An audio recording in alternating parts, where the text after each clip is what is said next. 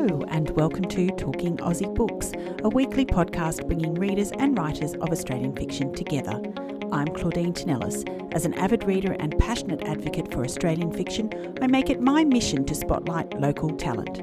So if you're looking for your next read or simply want to learn more about the Australian literary scene, this podcast is for you. Grab yourself a cuppa, sit back and relax. This episode is brought to you by HarperCollins Australia. Today, listeners, I have the absolute pleasure of introducing you to another fabulous Aussie author making a splash on the local literary scene with her sparkling feel-good stories.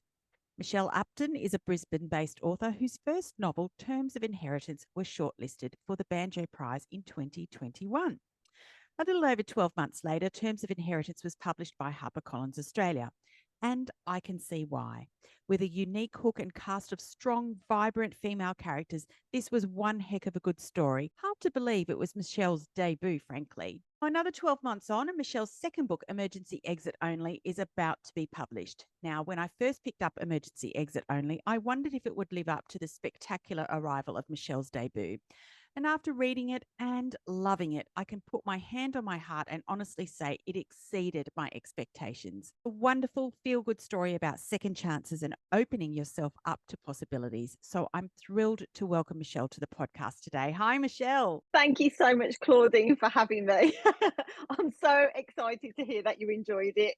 Michelle, as we speak, we're about 2 days away from official publication day. And I wondered, how are you feeling? Feeling all the feels. I'm feeling nervous, but super excited. And I've had some feedback from some bookstagrammers and people who got hands on the advanced reader copies. And they've just been messaging me, and it's, oh my gosh, my heart just feels like it's going to burst out of my chest because it's just been really well received. And I just feel so lucky and blessed that I get to go through all this experience again. And that's all you want, is when you put your work out there, is for people to enjoy it and to be able to relate to the characters, and people seem to be doing that. So I'm feeling really happy about that. Yeah, fantastic. Now, if listeners are wondering, you obviously are not a native Australian. You've got A Brummie accent, yeah, from Birmingham. So we've been in Australia now for 17 years. So my accent is not going to. So can you imagine how strong my accent was when I arrived? And then every time I kind of go back, or I end up talking to my mom, I can just hear myself kind of getting thicker and thicker in the Birmingham accent. So everywhere I go, it's kind of like, oh, where you from? You're from the UK, and like the accent always gets picked up, but it's not going anywhere. but your books are very firmly planted in Australia. Yes, they are. Yeah, they're set right here in the Redlands Coast, which is where I live, and on the Gold Coast as well, in Queensland. When I was thinking about where do I want to set these books. I say, write what you know. And my husband and I, we've been living here for 17 years, and I'm just in love with the beauty that I'm surrounded by. And coming from the UK, I often say to myself, oh, we used to have to save up for 5 years to come and be somewhere like this and get to travel and see all the beautiful beaches and that kind of thing. And I think when you don't grow up with it, it's a whole new appreciation. I'm always pinching myself that I live in Australia. It's just such a blessing. And so I really wanted to celebrate the Redlands Coast where I live, and we're always popping down to the Gold Coast, so that felt very natural. And in terms of inheritance, it's about a multimillionaire who's the owner of a casino and a hotel empire, and that just seemed fitting for her character, for that to be set on the Gold Coast. And there are some scenes in Emergency Exit Only set on the Gold Coast, which I can't really talk about because it will give the plot away a bit. So I just really love writing about these beautiful places that are right on the doorstep. Yeah, fantastic. I so love it. Now, I wondered, Michelle, if when you entered your manuscript into the Banjo Prize back in 2021, that you could have imagined where you might be only a couple of years later. Oh, my word. Oh, my word. Journey that I've been on the last couple of years has literally been a dream come true. It really has. I spent about 6 years before I wrote Terms of Inheritance. I spent about 6 years writing that novel, and it didn't get picked up by a publisher. And so when I was thinking, oh, shall I go again and write another book?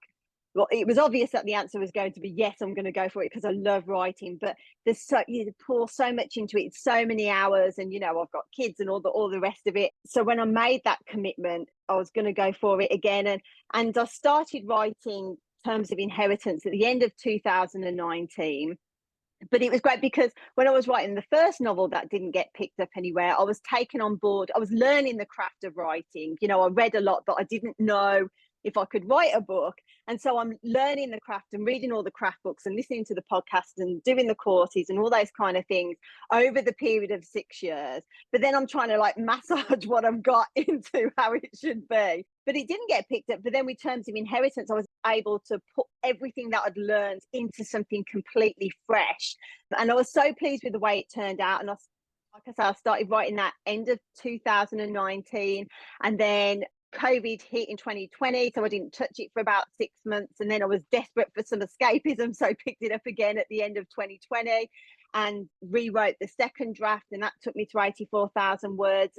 And then by the beginning of 2021, I felt like I had something that was worth putting out. And so I was putting it out to literary agents, and I saw that the Banjo Prize was open for entries. And so I entered it into that competition. And while I was, and you kind of have everything crossed and hope for the best, but then the winners aren't announced for months. So I was putting it out to literary agents. And I remember getting the phone call. I was out on a run and I was chatting to my mom, and I'd been getting some rejections back or not hearing anything back from, literary agents, as you do when you're a writer, you're just getting them all the time. But I was on this day, I was feeling particularly, okay, I've been here before with the last book, and this is going, are we going to go down this path? Is it going to get picked up? And because you never get any feedback, you start questioning yourself. Is it that maybe the dialogue? Is it the story? But you can't really change anything because you don't have any feedback. And I was chatting to my mom and kind of feeling a bit gutted. And she was, as she always does, kind of saying, keep going, you've got it, you can do this. And then I got a phone call while I was speaking to her, and I said, I'll phone you back in a minute. And I was getting ready to say, thanks for phoning, but I'm not interested, expecting a spam caller. And it was Roberta Ivers from HarperCollins, and she said, "Oh, hi, Michelle. I just want to let you know that you've been shortlisted for the Banjo Prize." And oh my word, it was just like in an instant, everything changed. And all I thought was, oh, that's fantastic, because now I've got something to put in my bio. So I phoned my mom back, and I was really excited with her. And then I sprinted home to my husband. And by the time I got back, I was just in floods of tears. And I said, guess who got shortlisted for the Banjo Prize? It's me. And then a couple of weeks later, I had the phone call saying, we loved it so much, and we want to publish it. And I just was overwhelmed, because 8 years that you put in before, you keep going and you keep going, and you're writing and you're putting it out there, and you don't know if you're going to get anywhere, but you hope that you are. And all I felt was, after all the excitement and the crying and the and the laughing and the jumping for joy, it all calmed down.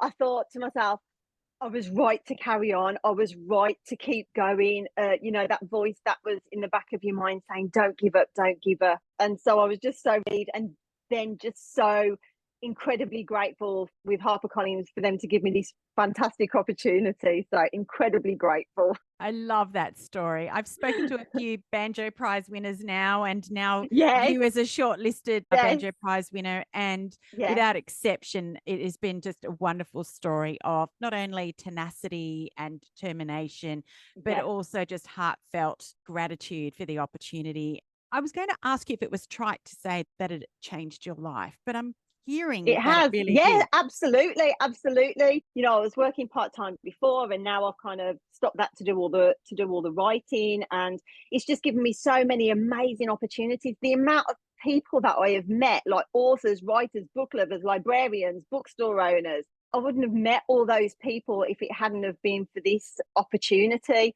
And then having a second book coming out and being given the opportunity again is just mind-blowing and super exciting. And this is like, okay, this is where for years and years you're showing up, and then you get this opportunity and you keep doing it, you keep showing up every day at the laptop and kind of going, okay, I'm putting my best into it. But it's just everything that you've learned in the past and just bringing it for you. You're always learning as an author all the time about the craft and how to deal with things. And yeah, it is really is just a dream come true. So yeah, for sure. Michelle, as I may have mentioned, or certainly people who follow me on Instagram would know, that I was super lucky to receive an advanced reading copy of Emergency Exit Only. And I absolutely fell in love with Amelia Harris and her conservative life plan. And watching her life unravel and following her journey as she tries to piece it back together again was a thoroughly enjoyable roller coaster ride. Oh, good. But for the benefit of listeners who've yet to discover this gorgeous book, can you tell me more about Amelia and her story? Emergency Exit Only is about 35-year-old Amelia Harris, who is in an accident and comes to realise how short life is. And when she's pushed to her limits at work, she dramatically quits her mundane job. But rather than going and getting another job somewhere else, doing the same thing that she's done for the last 10 years, she decides to go and search for a job that ignites a passion within her. And so she spends the next few months testing out all the jobs that she's ever dreamed of doing, like being a wedding planner, zookeeper, florist, teacher, writer, and lots of other things. And of course, throw in some big family drama and a big romance, and we're in for a good time. But ultimately, the novel is about what happens when you consistently step out of your comfort zone. Yeah. The premise is just fantastic. But Michelle, I'm really intrigued to know where the genesis of this story came from. Yeah. So I'd finished writing Terms of Inheritance and all the edits were in. And so I was thinking, what's next? What's next? And so I literally came to sat down, had a great big blank piece of A3 paper, a big pad in front of me, and like my permanent markers. And so I was like, I'm just going to brainstorm some ideas. And I went right back to the basic question of why do we read? And the answer that came to me was, oh, we read to escape. And so, well, what are we trying to escape? Oh, maybe we're trying to escape our daily routines, our lives, that kind of thing. And then I had this strong image of a woman sitting at her desk at work and all of her colleagues at work, and they're overlooking, all of their desks overlook a big windows with a beautiful park, and they can see the trees, and occasionally there's koalas in there, but her desk looks directly at an emergency exit only door. And as soon as I had that image in my mind, I was like, yes, I know where this is going to go. I know how we're starting this book. And then she also has an accident and she has this big wake up call. And that really came from my own experience of having a wake up call when I'm 44 now, I was 29. When my son was 10 months old, my dad he passed away, he had cancer. And it was such a shock, and it was such a big wake up call for me. And, we go through our lives and everyone says life is short. But then when you're directly affected by that, and, my dad was 59. After that happened, I was having all these big questions come to me. So why are we here? What's our purpose? And one of the questions that kept coming up to me was, okay, if you could do anything with your life, what is it you really, really want to do? Don't put any limitations on yourself. What is it you really want to do? And I was a primary school teacher at the time, and I was on maternity leave. But the answer that kept coming back to me was to write. I want to write.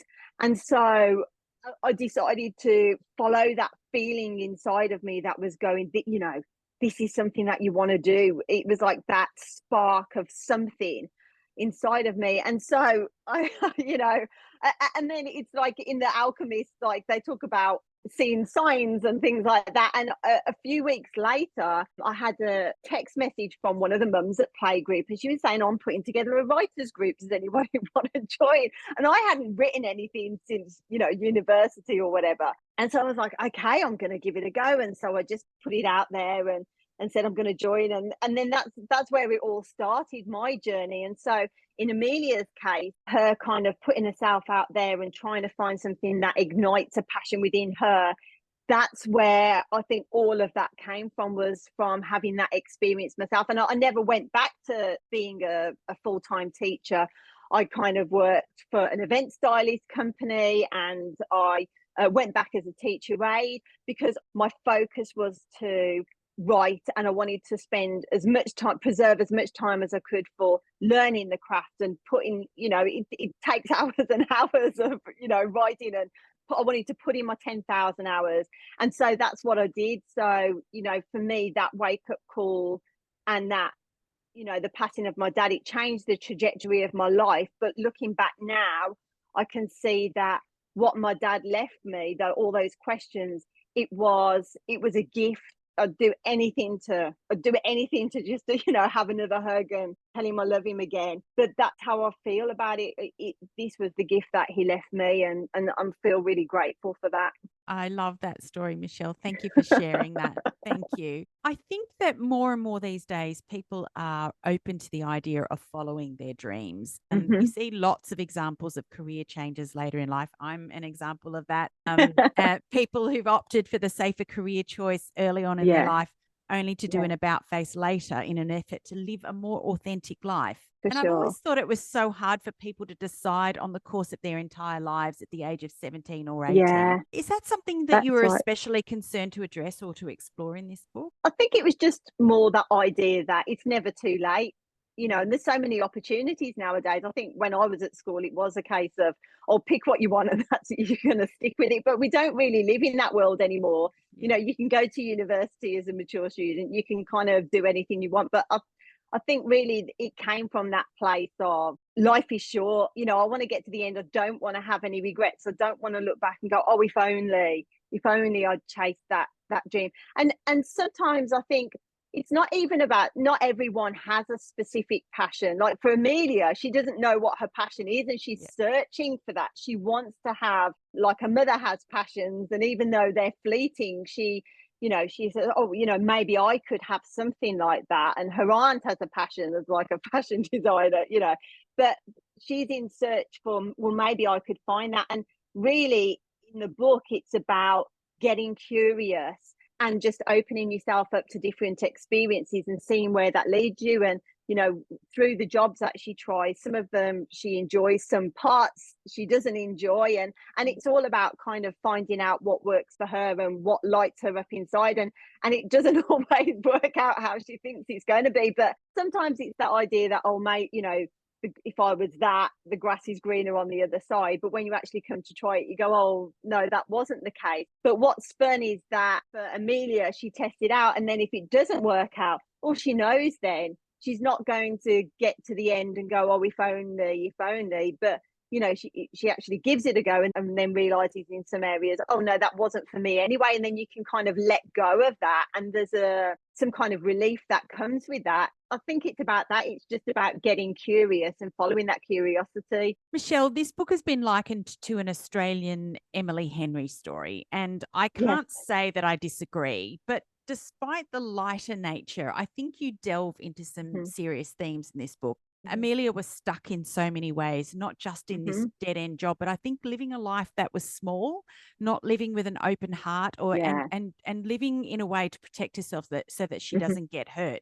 So I wondered if you could talk to us a little bit about that and why this was something you wanted to spotlight in the novel. When I was coming up with Amelia's character, it just made sense that if the plot was that she was going to go out and try all these things, well, if you're going to write about a character who's an adventure, who's up for adventure all the time, there's not really much conflict there. So to have a character who has made her world small because of what things that have happened in her family, and she's starting to discover it's maybe not working out how she wants, then we've got a bit of conflict there. And when we meet Amelia in the beginning, she has anxiety and those kind of things, and I was able to draw on those things from my own experiences. I've certainly had moments where I've woke up in the morning and you just, even before you fully awake, you feel filled with dread, and you can't even pinpoint what it is specifically. And it's just the most awful feeling, and it just feels debilitating in so many ways.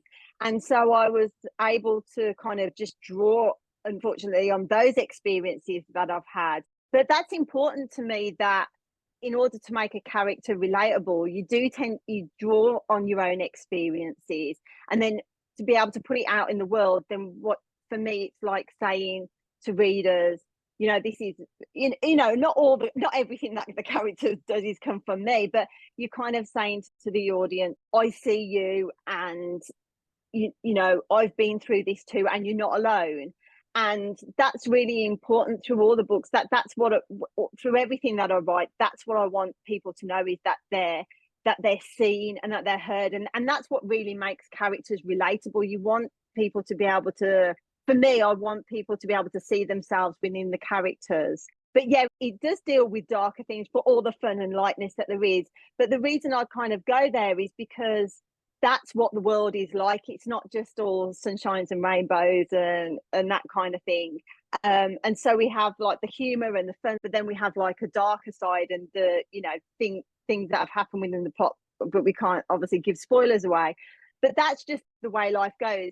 When my dad, he was at the end of his life, he was in one room, the sickest that he'd ever been. My son was 10 months old, and we'd all be waiting in the other room. But my son would do something that's funny or would make you smile, and you couldn't possibly think that you would smile when something so awful is happening in the next room to somebody you love with all your heart.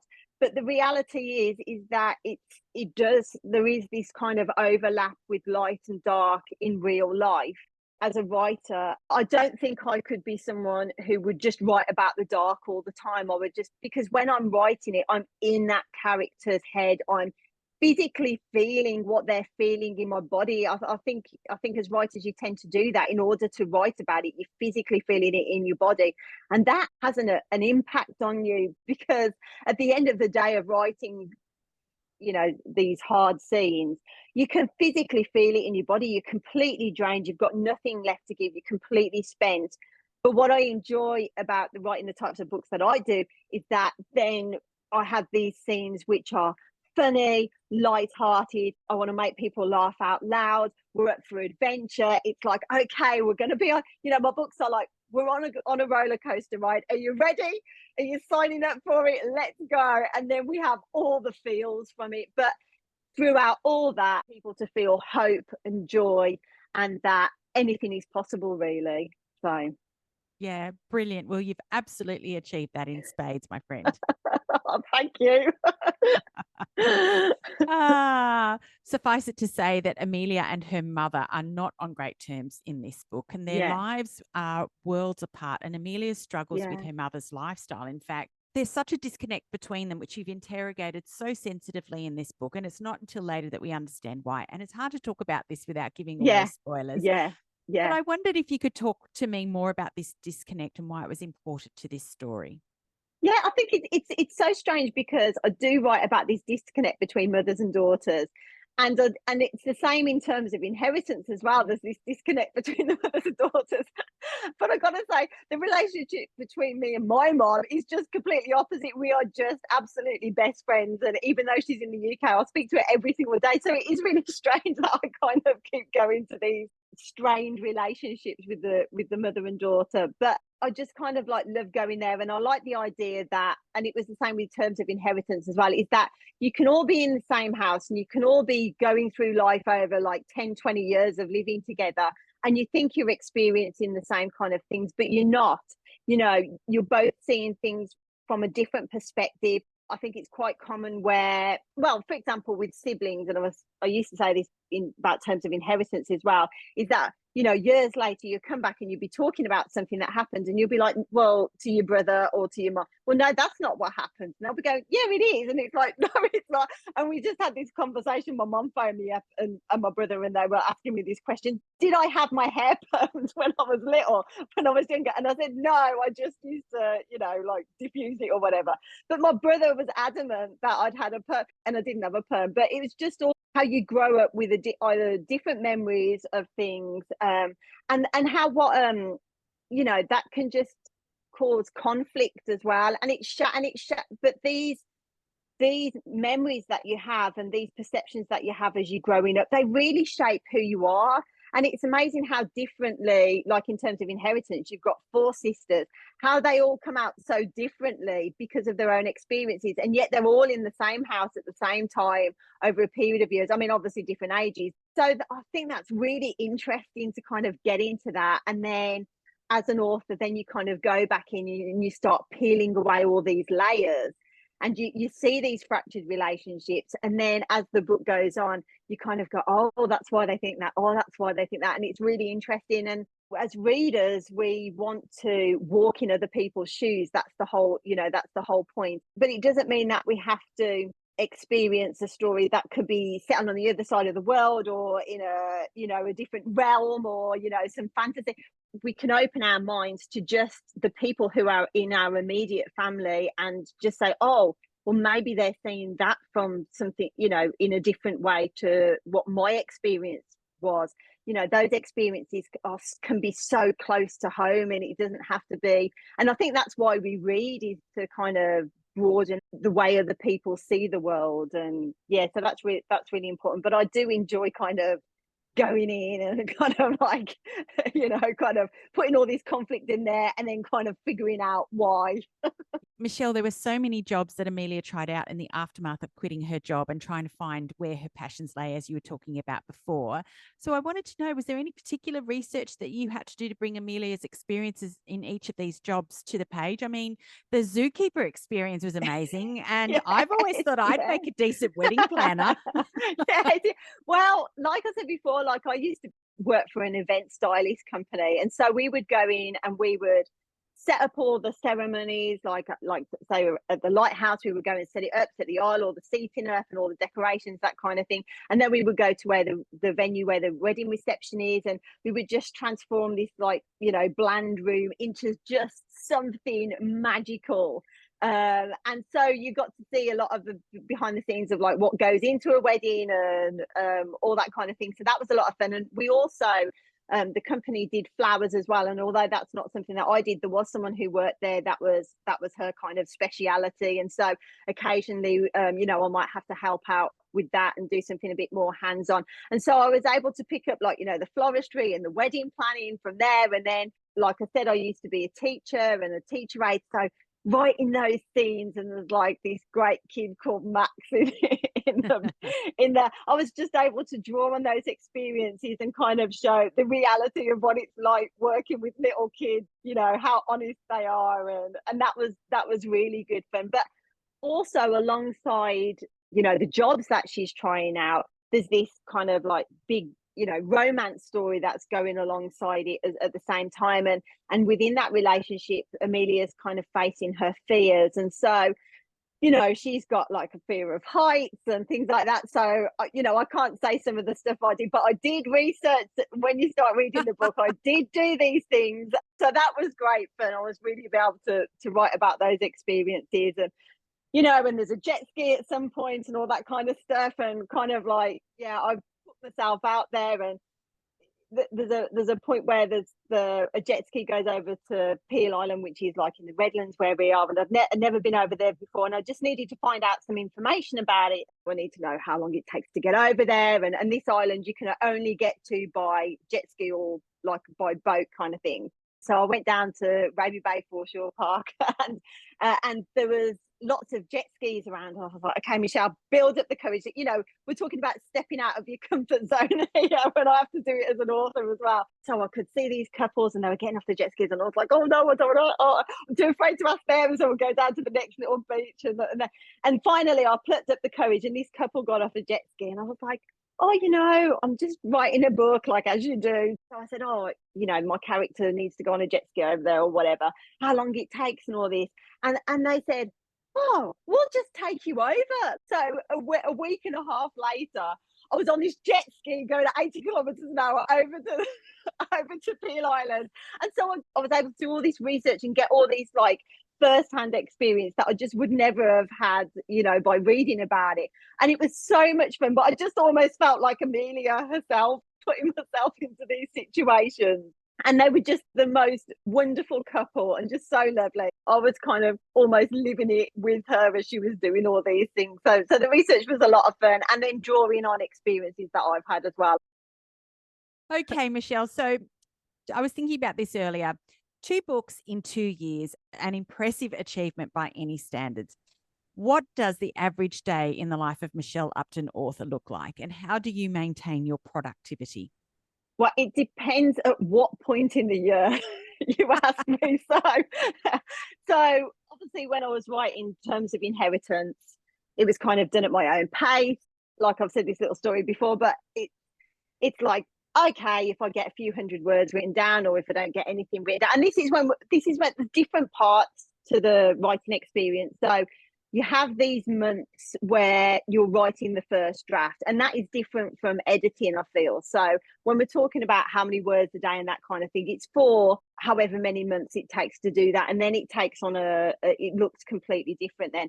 So for terms of inheritance, it was like, okay, write so many words, and then that's great if I do that, and then at 2 o'clock I need to go and fill the car with petrol, and then I need to pop to Woolies before I pick up the kids, whatever.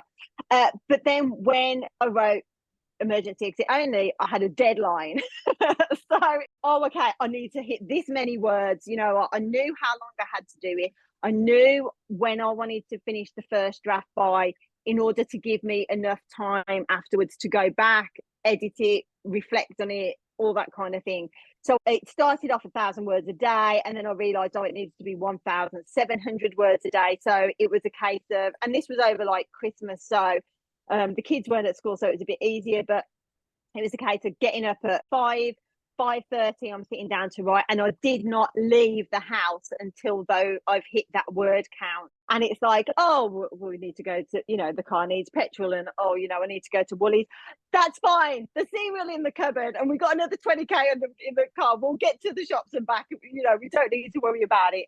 And so you have like this completely whole different mentality, because it's like HarperCollins are waiting for this, and it's got to be good, Yeah. Whereas the first time round, no one's particularly waiting for it, and you hope someone will like it further on. So it's completely different. And then you go into the rounds of editing, so then you send that off, and then you might have like 4 weeks where you can just decompress, and then you'll get your structural edits back, and then you have, say, 2 or 3 months to kind of get the structural edits done, and then you hand it back, and then you have like another 3 or 4 weeks. And so you kind of on this on and off kind of thing. But it was interesting this time with Emergency Exit Only. When I was so into the book, I found it really difficult to be reading other books, and normally I'm reading all the time. It was more to do with nothing to do with, some authors talk about copying voices and stuff like that. They want their own voice in their head. It's more a case of you're just so mentally spent by the end of it. When I was going on walks and stuff like that, I just had to have nothing in my head for that time, because you just feel so physically drained after. And I'm trying to get that. I think the more you do it, the more you try and find a balance between, because it's so intense and you want to produce the best work that you possibly can. And so you don't give yourself weekends, and you don't have days off, because you just keep going until the job's done, really. So I'm trying to find that balance of what's healthy and what's what works, and also without neglecting my family totally, and that kind of thing. And that's a balancing act, because it's all new and you don't know how it works. You just do the best you can with what you got. So it's all very experimental. You might want an answer that's a bit more like, oh yeah, I've got it all sorted out, this is what it looks like, but it's really just a day by day survival thing sometimes. Well, I actually think there's a lot of value in hearing things like that, Michelle, Yeah. because I think, as you know, there are a lot of writers that listen to this podcast, and everyone's trying to figure out their own way forward and how things are going to work for them. And sometimes it just really helps to understand how other people find their way or settle on their routine after having experimented with a different way to do things, or what works for them. And so sometimes it's just really useful to understand how people do things. On those days when I'm not doing edits, or I'm not doing, I just really try and find, okay, so I'm just going to watch Netflix, and I'm just going to go for walks, and I'm just going to, it's a case of trying to be in the moment, because when you're in your book all the time, and that's what you're thinking about always. So when you're not doing that, it really is important just to let it all go. And then, things that you want to add to edits later or whatever will come to you, just make a note of that or whatever. But just allowing that space in your head.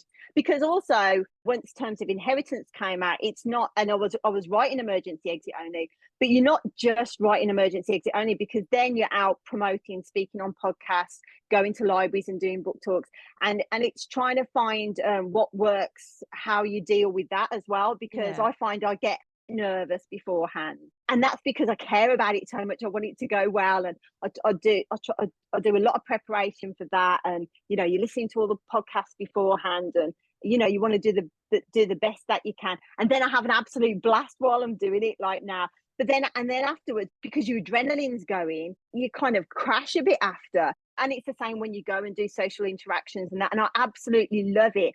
But it's like listening to your body, because these are new experiences that I've never experienced before.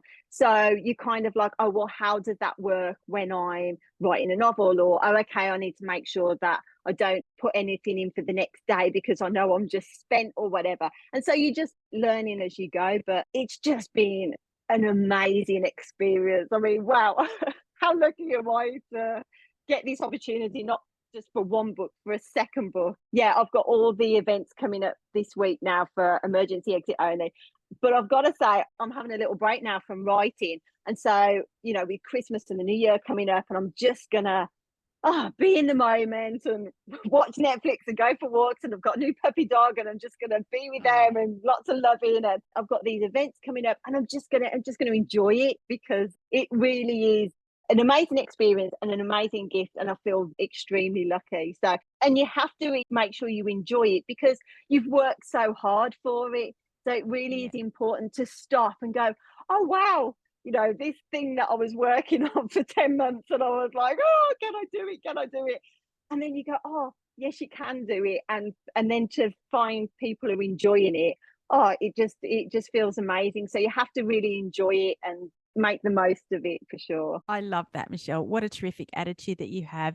And I'm very glad to hear that you're going to be taking a break and enjoying the time that you have with your family over the next little while, and refill your cup. That is just beautiful. Yeah, absolutely. And I think that's so important for creativity as well, is to just refill that creativity cup, for sure, and just kind of sit in the moment. It's important to have that play and to get curious about things and to let your mind wander, because when you're writing a book, it's all, I'm very much a plotter, so I have everything plotted out. But then I just need that space in my head, because you feel like, I think when you're writing a book, it feels like you're trying to hold the whole book in your head at once.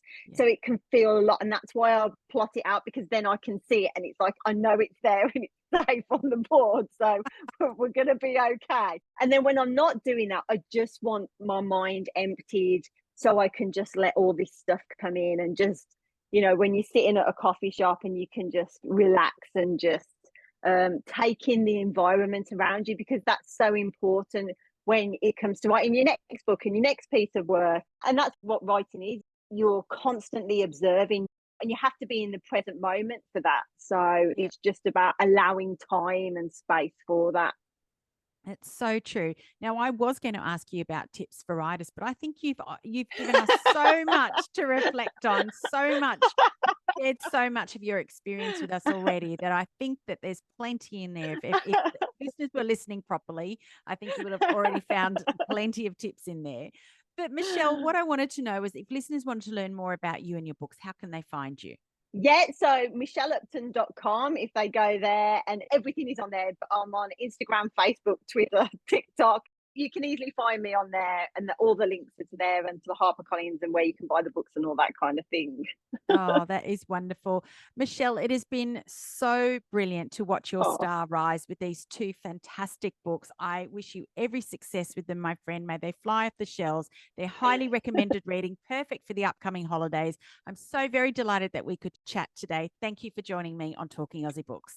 Oh, thank you so much for having me, Claudine. And I'm so glad that we get to finally have a conversation after seeing you on socials for so many years. And yeah, we get to come together in this way. So thank you for having me. Thank you. That's a wrap, folks. If you enjoyed this podcast episode, please drop me a line via my webpage at claudinetinellis.com, via Instagram, Facebook, or Twitter. Alternatively, consider leaving a review on Apple Podcasts, Spotify, or Google Podcasts. Until next time, happy reading.